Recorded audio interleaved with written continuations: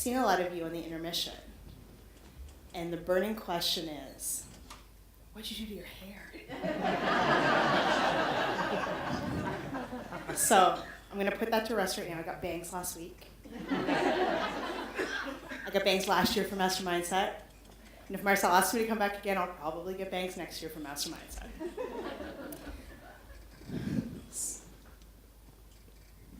I was going to have a tech problem, meltdown here. So that moment that you feel that just possibly you're walking down the street naked, exposing too much of your heart, of your mind, and what exists on the inside, showing too much of yourself. That's the moment that you may be starting to get it right. I love this quote by Neil Gaiman because it describes very accurately how it feels to be standing in my shoes at the moment. I feel like I'm standing here naked emotionally, not physically clearly. And the traditional wisdom is picture your audience naked. Well, we're in the complete opposite scenario of that because I'm going to share a little too much of myself today. And I'm going to tell you things that some of my very best friends who are in this room do not know about me. And I'm going to talk about a topic that's going to make some of you so uncomfortable, but hopefully it can change your lives. I just can't handle if I have that feedback noise, so put your hand up if I do that and I'll fix it. So, this topic I'm going to talk about today is essential. Every human on this planet possesses this, yet 50% of you are going to say, oh, that's not me. Think about that. It is essential to our survival as a species and any growth or development that will occur on this earth. And yet half of you are not going to use that word. And until very recently, I couldn't use that word to describe myself. So if you're wondering, it's the C word. Thank you. So creativity. Creativity is defined as transcending traditional ideas and enacting new ideas. Well, that's not very scary, is it? We have all kinds of attachment to what creativity means, but when you think about it in that way, hopefully more than 50% of you can start to think about yourself as creative people. Creativity is in every one of us. Every person on this planet is born whole. I bet you Cindy just said this. Mind, body, and soul. Creativity is your soul. It's your soul work. Every one of us has it, yet few of us use it. It is the most important of the natural resources on this earth, and we're afraid to talk about it and to engage with it. We have it in unlimited quantities, yet we squander it away. So when I talk about creativity, and I gave you that definition, I don't want you to reduce this to drawing and painting and writing and how people dress and whether they go to museums or any other thing that's going to allow you to say that this is not a conversation about you, because I want to be very clear. This is a conversation about every one of you. And our planet needs a creative revolution. There is no innovation without creativity. There is no leadership without creativity, and there is no growth without creativity. Look at the narrative in Atlantic Canada right now. Do you think we're going to get out of this without creativity? Do you think those traditional solutions are going to do the job for us? And how about the rest of the world? Traditional solutions are going to get us nowhere. We need new, innovative ideas and policies to move us forward. Guys, that's creativity. Creativity in business. Creativity wins sports. Creativity wins politics and moves us forward. Creativity solves social issues. Hopefully I've made a case. Creativity is important. I live a creative life. Thank you. Who did that? Call me. I'm just kidding, it's Jared. I live a creative life. I work and I play and I live creatively. I solve problems for a living, and I come up with new ideas. People pay me to come up with new ideas. What could be more fun? So I am at a level of joy that I have never really kind of experienced on a consistent level because I am living more engaged with my creativity than I ever have.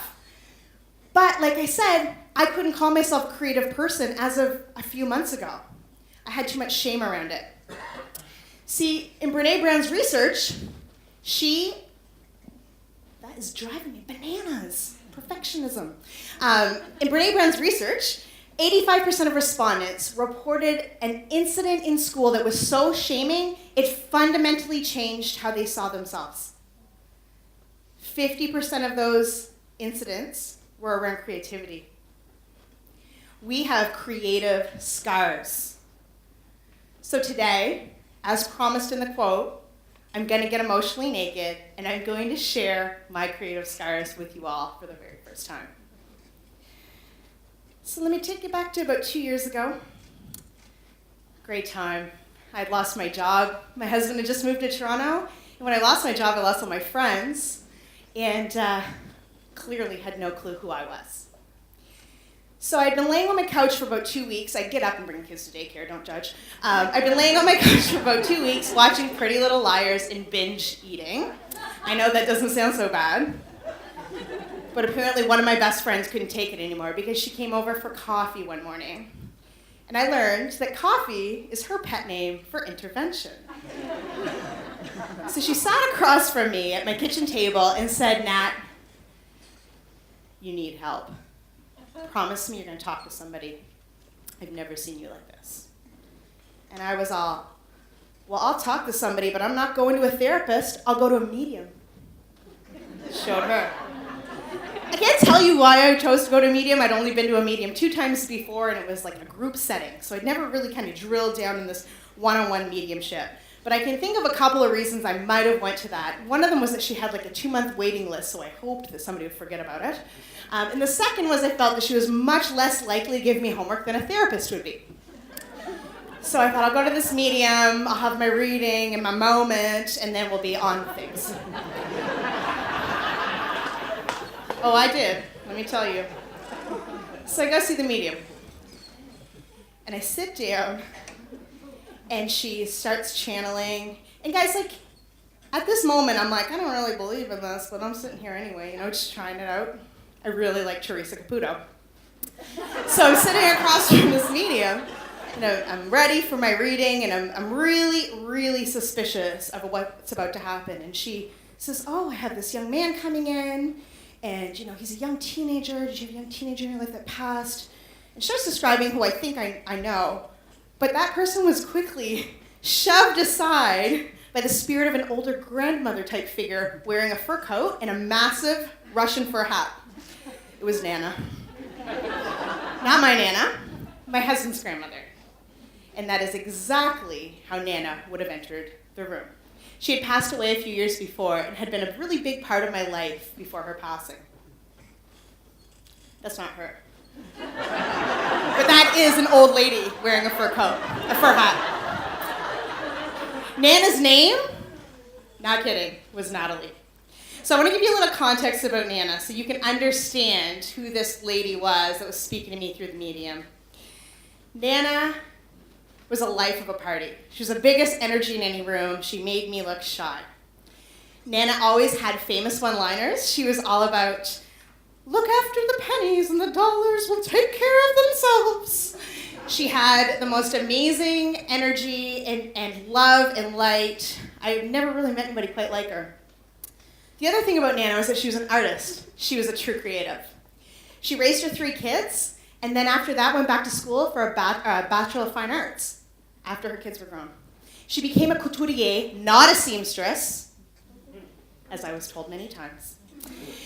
And she created gowns handcrafted for Canada's elite, including Margaret Diefenbaker's wedding dress.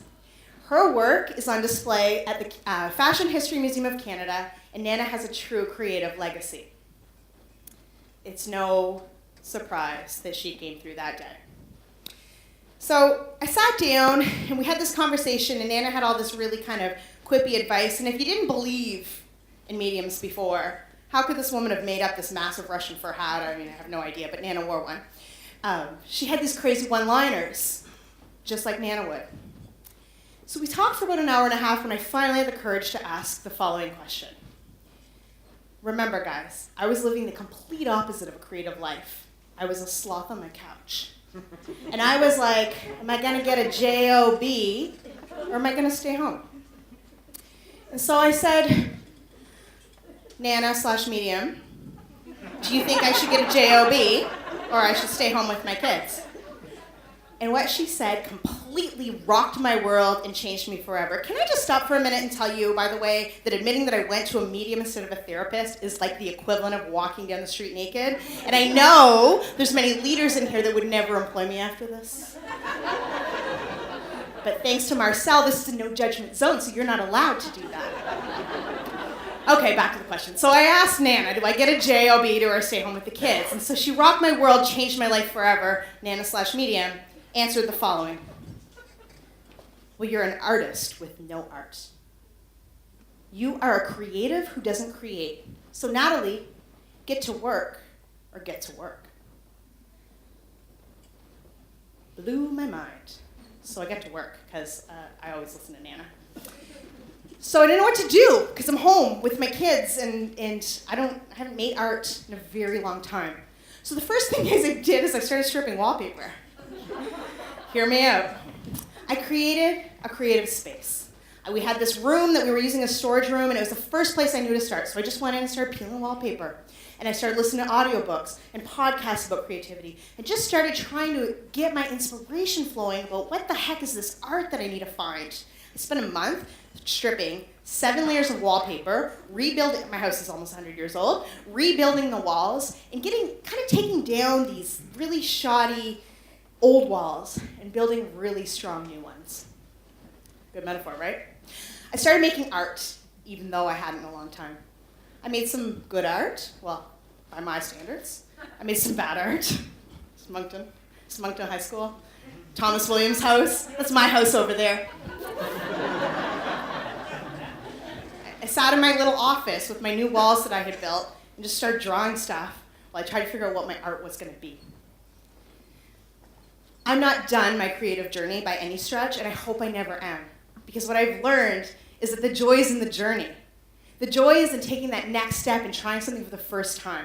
So I hope I continue trying to find a more creative life every single day. Because my very good friend Yves Doucette taught me that to make progress, we only need to improve by 1% a day. That's it. So I sat in my little office. Some days I improved by more than 1% a day. Some days I met the bare minimum. But I sat in my little pretend office all by myself making bad art. I learned a few lessons, and here's lesson 1. Your posse determines your velocity. Think about that for a minute. We hear it all the time. You're the product of the people you spend the most time with. Your friends really matter. It's all very true. Your posse determines your velocity. That's me, grade 10. Same haircut, had bangs then too. It's not totally new. Different color. My poor mother. That was a really interesting time in my life because my posse was definitely determining my velocity. I was leaving my safe little shitty at Cape school to go through the big doors of Moncton High. And I was determined to fit in with a particular social group that was not so creative and would not have really valued the creativity that I had within me. I came into high school with some creative scars that were pretty deep, and I didn't have any room for any more. So I decided that I would bury my creativity as deeply as possible and make sure nobody found out about it. Unfortunately, I wasn't so stealth in English class when I started submitting essays from my heart. And this wonderful teacher, Mrs. Geddes, took me aside one day after class and said, Natalie, I love your writing. You're very talented, and I really want to see you publish this. We have a book coming out of short stories. I really want to see you submit something for it. And by the way, we could really use you on the school newspaper. I was like, no. Are you kidding me? The last thing I could handle at that moment in my life was putting my creativity out there for judgment and fearing that I would be rejected by this group that I was so badly trying to fit in with. I had purple hair, I wore safety pins all over my clothes and listened to like the worst music I've ever heard in my life. And I wore this uniform that looked really creative, but I've never been more of a follower. So I said, no, I can't submit my, are you kidding? I'm not submitting my creative work. People like me don't do things like that. And so she persisted. She wouldn't take no. So we negotiated, and we compromised. I would write for the school newspaper under a fake name. Dead serious. How's that for your posse determining your velocity? Now, lucky for me, in grade 11, I met a new group of friends that saw the real me. They saw past the purple hair and the safety pins and whatever else kind of armor I had on. And I started getting involved in theater, and I got involved in other creative things. We went to the ballet. We did all kinds of really interesting stuff and started reigniting my creativity. So I spent the next 2 years in high school in a much more positive place, went on to university, became a productive member of society. I don't know that that would have happened otherwise. So to my dear friend Courtney Pringle Carver, who was the very first friend that saw through, thank you, because I think you might have saved my soul. I was walking around before I met you in a proverbial emotional snowsuit. I was living the opposite of Neil Gaiman's quote about walking in the street naked. Back to the psychic. So after I went to the psychic, I came out with this revelation. I was an artist with no art. I was also an unemployed sales and marketing professional who was quite serious about her job. And who could I tell? I mean, who do you go up to and say, hey, guess what? I just went to see a medium, and Ryan's dead grandmother came through with her big fur hat, and she told me I'm an artist with no art. Who's going to receive that kindly? Certainly nobody I knew, except this one lady, Peggy.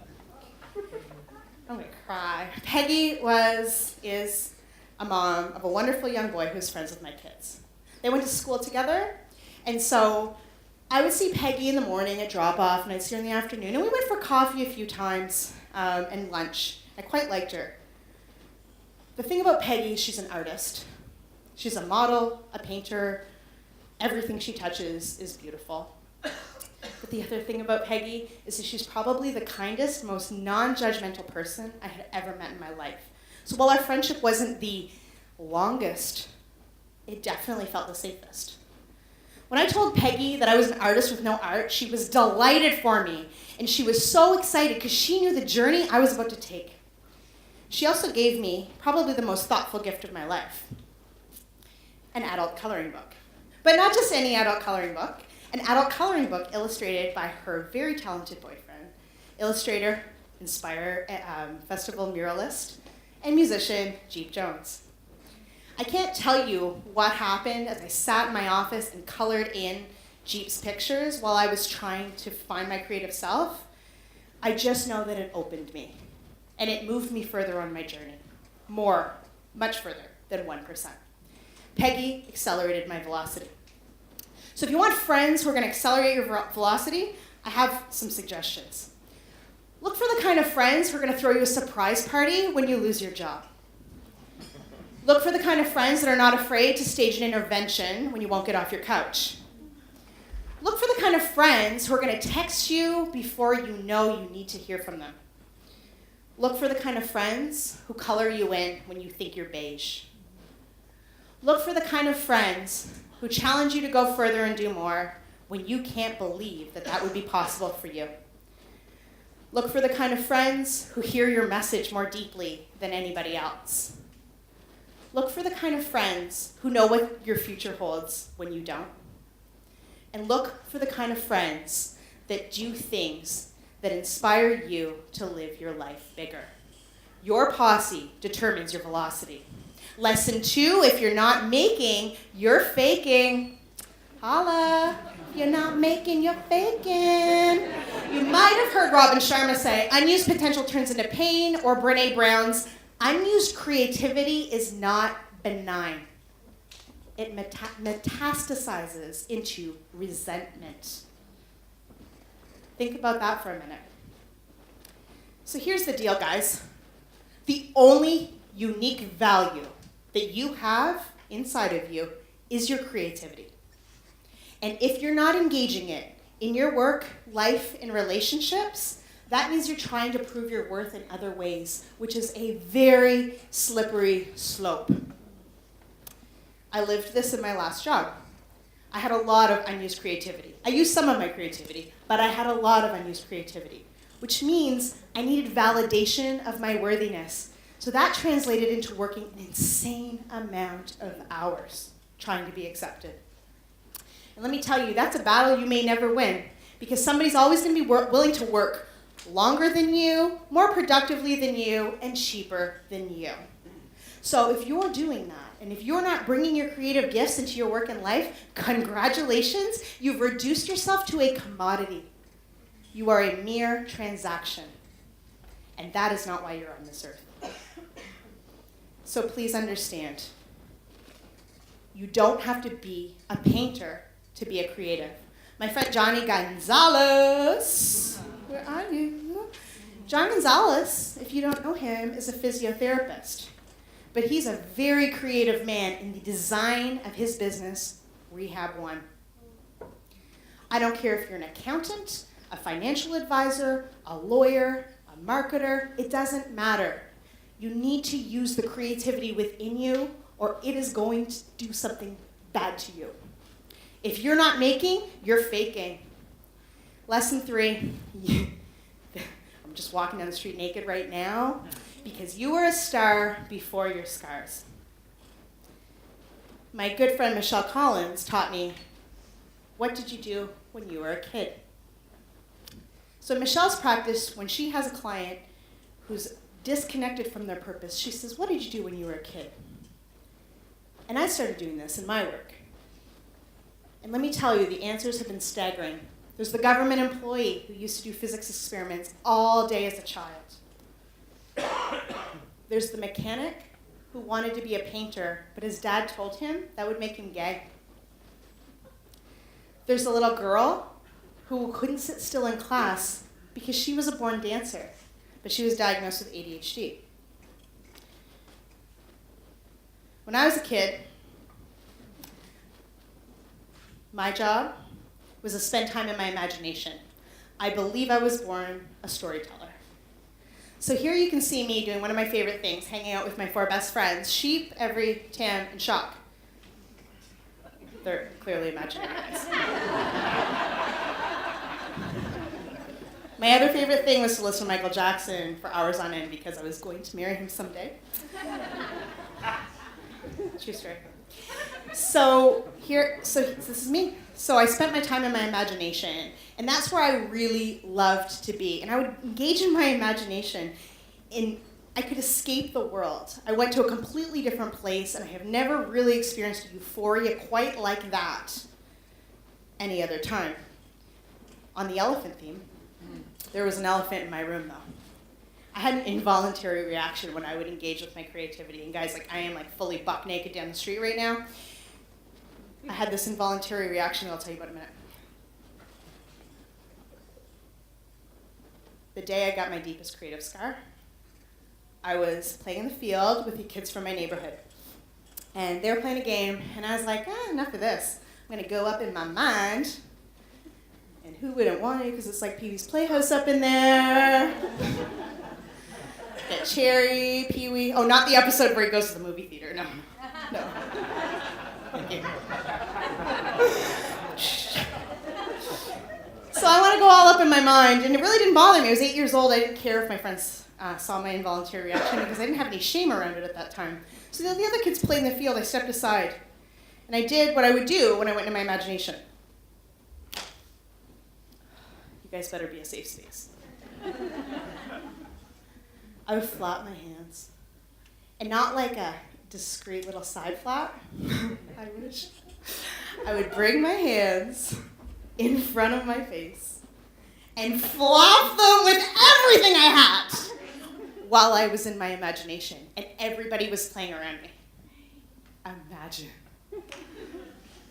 Of course, it didn't bother me. Until we went inside, my babysitter was laughing hysterically, and in front of all the other kids said, "Were you trying to fly away?" I had heard this before, by the way. My grandmother just said it to me last week. I'd hear it all the time, but at this moment, for whatever reason, was the moment I became socially aware and socially conscious. And I realized that I personally could not survive the social shame that would occur if I happened to flap my hands at school. And so I decided in that moment that I was not going to be creative because I was not going to accidentally flap my hands in front of my friends. And so I buried it. And I became committed to living an uncreative life from that moment forward. Crazy, right? So, as I moved along, there's my elephant that I forgot to go to. Oh, and there's that. See, I was so caught up in showing you guys what I did. So as I moved along through life, I got really, really good at hiding this. And I would do all kinds of different things. Basically what happens when I'm engaged in my creativity, and you can probably notice that I walk around a lot, it's like I have too much energy for my body when I'm connected to my creativity. I just can't process it. That's why I flapped my hands. So I did all kinds of other neat things like doodling. I have this really cool move where I pretend I'm really cold and I do this. Slick, right? I'll do this in meetings. I'm not even kidding. A lot of you have probably seen me do it and thought, wow, she's really cold all the time. No, I'm just having an involuntary reaction, engaging with my imagination. But most surprising to me was 2 weeks ago when I was planning my Master Mindset talk, and I decided I was going to tell you guys to flap my hands. I hadn't even told my husband to flap my hands. Well, he knew, obviously, but I hadn't talked to him about it till then. I buried this wound deep. And so I decided I was going to talk about this, and I was in my bedroom, apparently I don't know that this is happening, so I was apparently visualizing my talk at Master Mindset, and I flipping caught myself standing in my bedroom, flapping my hands 2 weeks ago. Unbelievable. Flap, bitch, flap.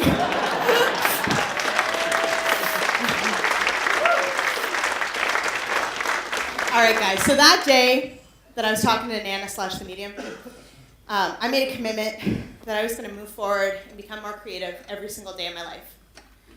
I believe we need a creative revolution so that we can grow our world, grow our region, solve the problems that we have, and everyone in here needs to make a commitment to creativity. So can I ask who will do that for me? Who will make a commitment to creativity and living a more creative life? Rich Gould. Thank you. Rich has already got way more creativity than anybody in here. So if you guys are committed to that, I want to test you. Don't make me stand on this stage naked alone. I want you to get your hands up.